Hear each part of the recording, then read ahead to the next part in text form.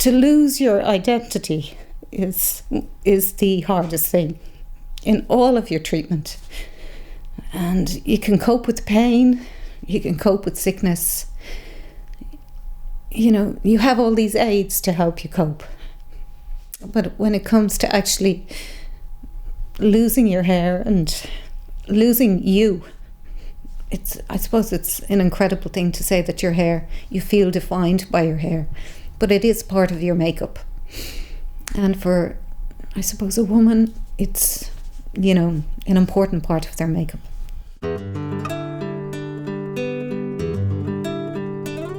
When my hair did start to fall out on day 17, it was quite traumatic. I'd had it cut quite short. I immediately went on websites looking for wigs to replace it because all of a sudden I wanted my hair back. And I searched and searched and searched, and I couldn't find anything that resembled myself, and was told that curls were very hard to find and that I would be lucky if I found something to replace it. Now, to me, that was going to be horrific. It was on one of my walks, my usual walks, that I passed by Aidan's, and I passed by his window almost every day, but never took in his window display, okay? And it's only when you know you have cancer and your awareness is heightened and you take in the wigs and all of a sudden you go, oh my God, how long was he doing it? And it looks natural. Yeah. It is gorgeous. Real hair. Yeah, it's gorgeous. And the thing is, you know, it's your new hair. That's Yeah. the difference. And I know your hair's going back, but this gives you the chance to be a bit more comfortable if you're out there, you're going out something casual or dress it up for a bit more fashion. No, it is. It's gorgeous. Do you like it? Absolutely.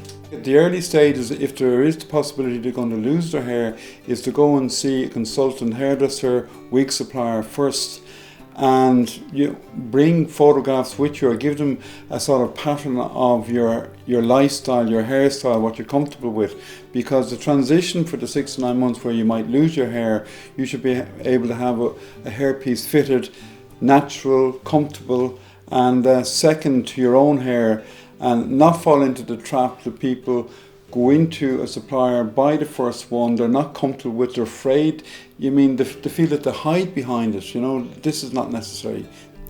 He positioned the wig on my head, fixed it, settled it on my head, and then the reveal came that I could turn around and look in a mirror and I could actually say, Jesus, it's me, you know. There has been huge advances in the making of wigs, whether it be synthetic monofibre or whether it be real hair, and also that the price of wigs have become much more available at a lower cost to the public. I have been asked in supermarkets, people have come up to me and asked me where I've had my hair cut. Now when that happened to me initially, that was the biggest confidence booster ever. A lady followed me around a supermarket and came up to me and asked me where I'd had my hair cut and coloured. And I nearly died, and I didn't know whether to say it was a wig or to say I had had it cut and coloured.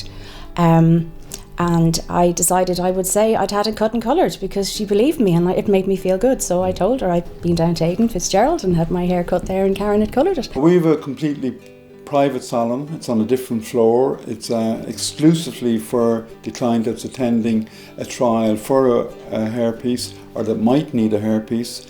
And advice I would give to them would be to bring a friend or a member of their family along with them to give them some support, and that you can go through the different types and pieces that are available. When my big reveal came, my husband was waiting for me in the local coffee shop, and he didn't know what time I would be arriving or whatever, so I just arrived in with people and I was wondering whether he'd spot me.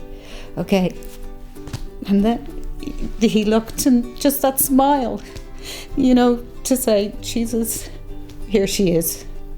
And it was written all over his face. It's a traumatic time that you're going through, and with our support and help, we'd hope that we'd endeavour to make it easier for you.